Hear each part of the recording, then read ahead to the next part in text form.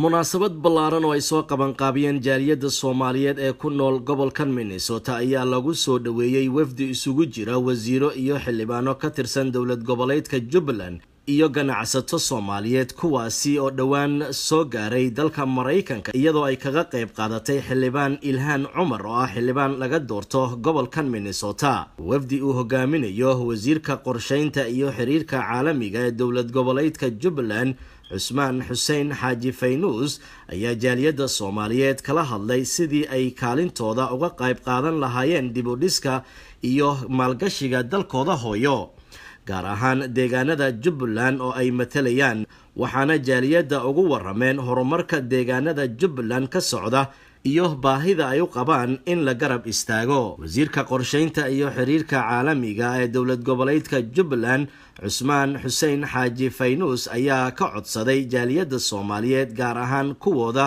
ka soo jeeda Jubbaland in ay ka qayb qaataan dhaqaalaha loo aruurinayo mashruuca horumarineed ee deegaanadaasi laga hirgeliyay. waxaan leenahay marka horumarna cunuga markuu dhasho wuxuu rabaa in la barbaariyo cunug kastana qaabka ku soo barbaarisid unbuu bari wax u tari.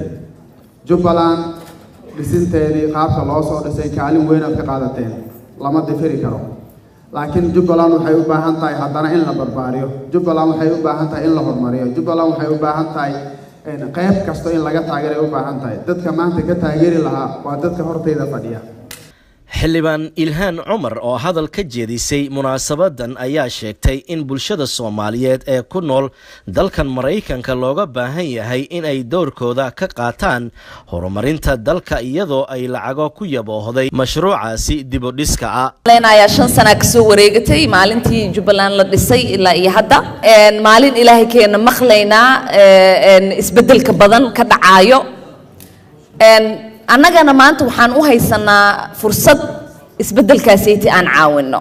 jidka wuxuu qaadanayaa $3 milyan in lagu dhiso. 3 milyan waxaana looga baahan yahay 10%. 10% 3 milyan waa 300,000. 300,000 haddii aan isxil saarno jaaliyadda Jubbaland oo Minnesota kaliya ku nool waxaa laga helayaa 300 oo qof oo min $1,000 dhiibi karo. $1,000 ugu horeeyana dhiibayo.